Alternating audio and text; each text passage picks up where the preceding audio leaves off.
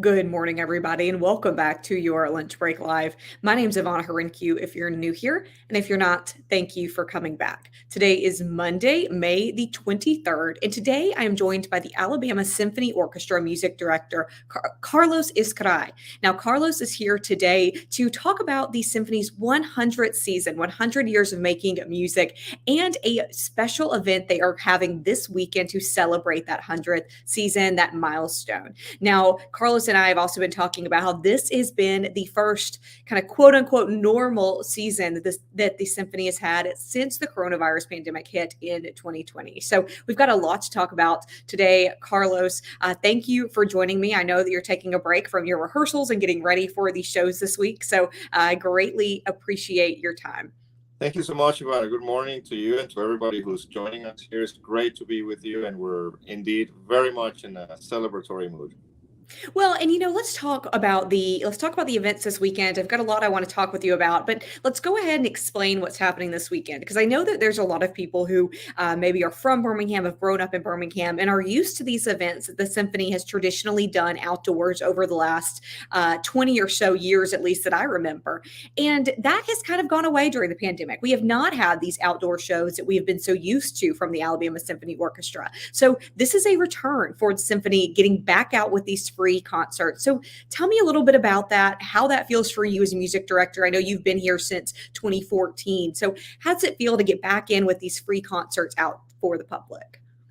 Well, all I can say here, we are in absolute celebratory mood right now in the symphony for two reasons, two very important reasons. Number one is that we're able to come back to Railroad Park, which has for since the park was open, and we built a season there where basically after we go all through our long season. Remember, Alabama Symphony is the only full-time orchestra in the state of Alabama, and we play all these concerts, indoor things, and at the end we always like to invite the community at large, everybody, families, everybody to bring their chairs and just sit there in the lawn of that beautiful park. And we have symphonic concerts when the sun's coming down, and it's just really nice.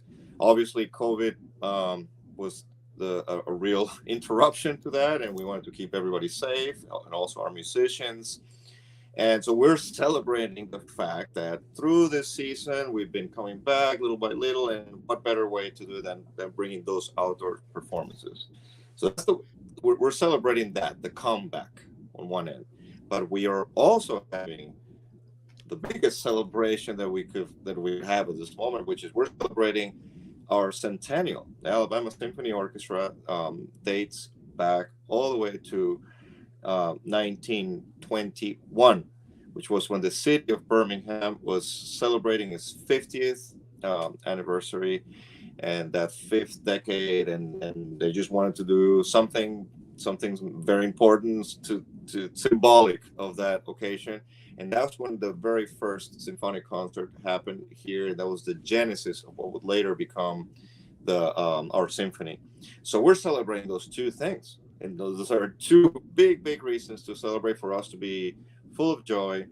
And we put together a number of programs that are just to finalize everything with a big celebration. So there are three conductors who are associated with the symphony. Myself, music director, of course. There's also our assistant conductor, Kevin Fitzgerald, is our outgoing assistant conductor. Now he's grown out of his role and he's moving on to other things later. So this will be his final performance in this capacity. And we have our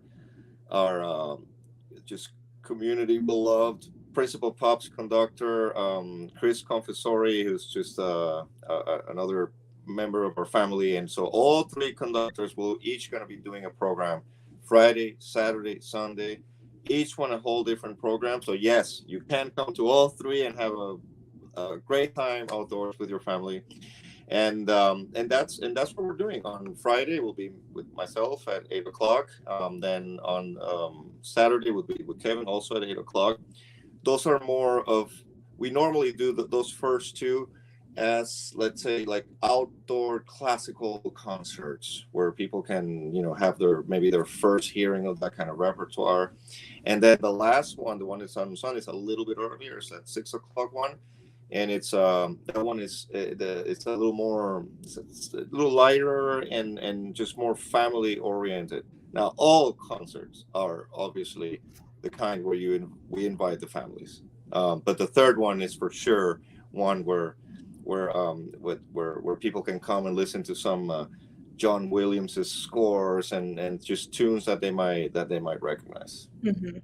Well, and two, we know that this collection is called A Century in Symphony. Again, we're going to leave information here for everybody to learn the times of these concerts. They are all at Railroad Park, downtown Birmingham. They are free. Again, Friday, Saturday, Sunday evenings. Now, Mhm. you said something though a minute ago, Carlos, that I want to kind of rewind to, and Yes. that was that you talked about the people in your orchestra and about how these musicians are full-time musicians. I think sometimes there is a thought among people that the musicians in the Alabama Symphony Orchestra do this maybe part time, or maybe they are just members of the community who are musicians by hobby, and then they have a day job. They go to do this at night just to fulfill their want there to get their music out into the world. But that is not true. Carlos, I know, again, you have had decades of musical experience. You actually came to Birmingham from Berlin and took this job again from Germany. You're originally from Venezuela. So tell me a little bit about the orchestra, the full-time musicians that are in your orchestra, and how this is their life, this is their career. Well, anybody who is a member of our community, new, old, just somebody who's been, very often they discover this hidden gem that is the Alabama Symphony. There are only a few. There are only a few, couple of dozen orchestras in the whole territorial United States of America that are what we call full-time symphony orchestras, which means that we have a full season that runs through, kind of parallel with the school year. If you think about it, sort of from sort of early fall all the way to, in this case, June, like when and late May, June, when we're finishing with this railroad part. In between that, we have an array different types of performances that only a professional orchestra can deliver. So these are the symphonic concerts. We do pop shows. We do movie things live with the orchestra playing live with the film. We do things like Railroad Park outdoor concerts. We play botanical gardens. Big education program also, which it's both playing for kids, bringing them to the to the to the theater, but also going to the schools, going around the network of different places where kids study.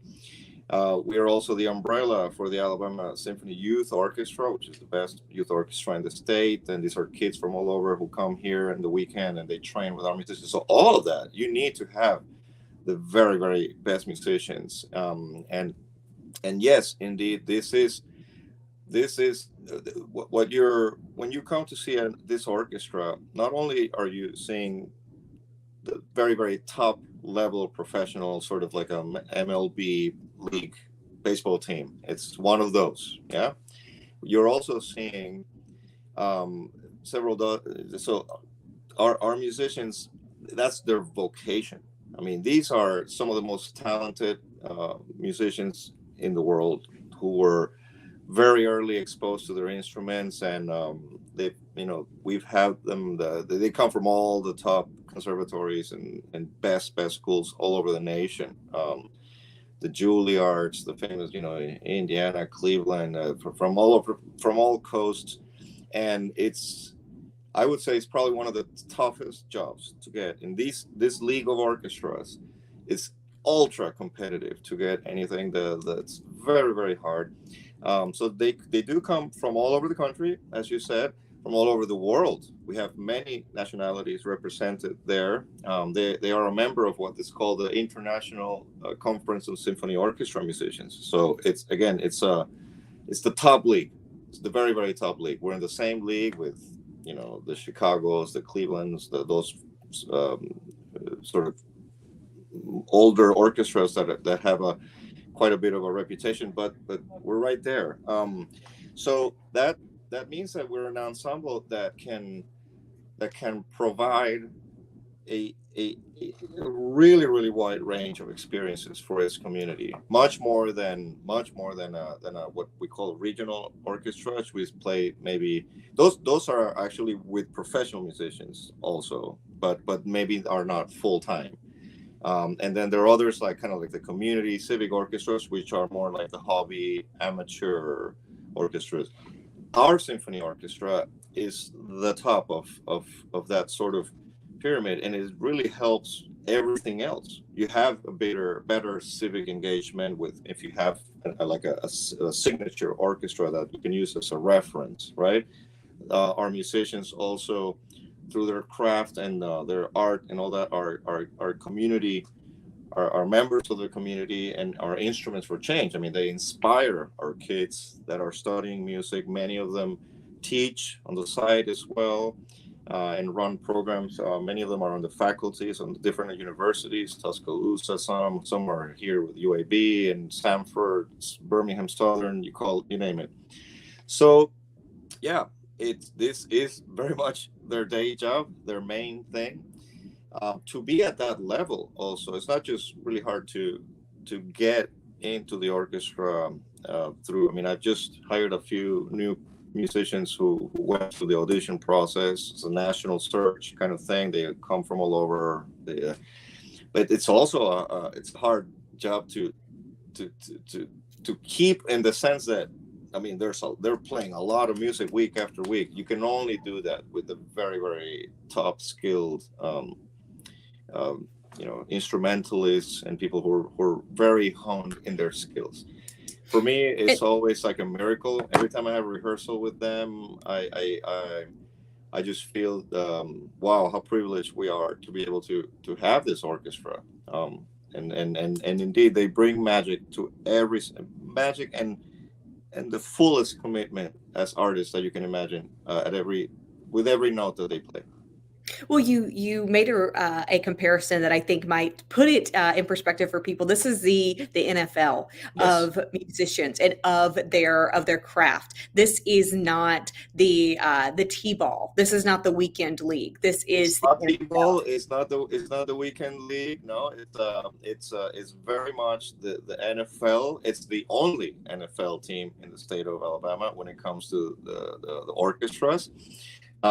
So and that, like the team, it comes with all the network things that you would expect from a community activities, education platforms, and all that. And that obviously during COVID, we also expanded quite a bit on our technological um, capabilities, possibilities. So being able to do things now through um, mediums like this one, where we're talking with some of the rural schools and communities, that's been a great advantage. But yes, I mean, the support of the community to for this organization also means that we can brighten people's lives. Like that's our mission, changing lives through music, and we were able to do it, in a more robust way than some of our peer ensembles. Well, and two, you mentioned a couple of the things that the symphony does that I think some people who maybe have never attended a symphony performance maybe don't know about. You mentioned some of these outdoor concerts. You mentioned some of the themed concerts.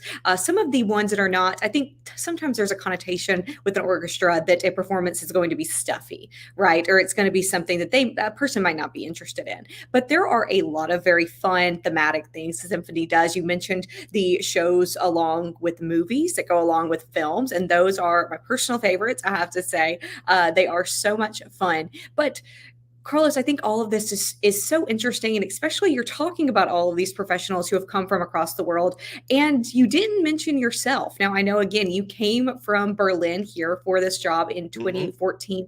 I have to wonder when you were working in Berlin, when you accepted this job, when you came to this job, did you know how the symphony was the only NFL team, the only symphony of its caliber in the state, or were you expecting that landscape of music here in Alabama coming from such a metropolitan city? Again, you've worked, I think you told me, on 5 continents. Why Birmingham? And did you expect this symphony to be as good as it is? Yeah, I can tell you exactly how it was. I hadn't heard the symphony. I knew it existed. I mean, that's how far my knowledge of the symphony went in at that time in 2014. Now, 2014, earlier in that year, was the very first time that I conducted in the United States, like a symphonic concert. I had done some opera things and whatever, but my first symphonic thing was in at the end of a subscription series of the St. Louis Symphony Orchestra. Now, what am I saying? That the St. Louis Symphony is the second oldest symphony in the America. It's one of the Big Ten, they call it. There's the first is New York. So that was my reference. I was very lucky, very fortunate through the way things worked with me. I entered through, well, quite literally with the arch in St. Louis. There was it was like a golden gate welcoming to the orchestra league. So the first thing I did was conduct an NFL type orchestra, right? As a guest. So you fast forward just a couple of months from that first performance, and I was being called here to do something with the Alabama Symphony. It was kind of like they heard something was happening there. I know they were looking for a music director, but the reason I'm saying is that was my reference. Okay, so I like my ears already knew the feeling of what it was like to conduct a major symphony, a major American symphony orchestra. Okay, the second experience I had was here, and someone who might not associate Birmingham and Alabama with symphonic music at the highest caliber might think, well, okay, you had that first nice one, now you're going to this. I want to be very clear. When I went to this person, and then I came here and did my first rehearsal, that's like that. Yeah, it was in a matter of a couple of minutes. I was feeling that um, again. Very, very fortunate again in that I was conducting another great orchestra, and in this case, it was even sweeter the experience because there was even the chance that this could be one that could be led as music director. Yeah, so I had led many orchestras all over the world, but that that I think should hopefully for those who have doubts about like how good this orchestra is. I mean, yes, it was that good that immediately I said, yeah. Well, I mean, if when once the concerts happened, it felt really good. The community, everybody, and when we had our next chats after that, yeah, I said, let's do it, and they seem to like working with me then as well, and here we are. 8 years later. That I think will maybe surprise some people to say that you've worked in these big orchestras and across the globe Yeah. with musicians, and that Birmingham stood out to you there. So tell me one thing maybe that you didn't expect from Birmingham when you moved here, and you took this position, you moved here full time. Did Birmingham surprise you in any way? Birmingham, it doesn't stop.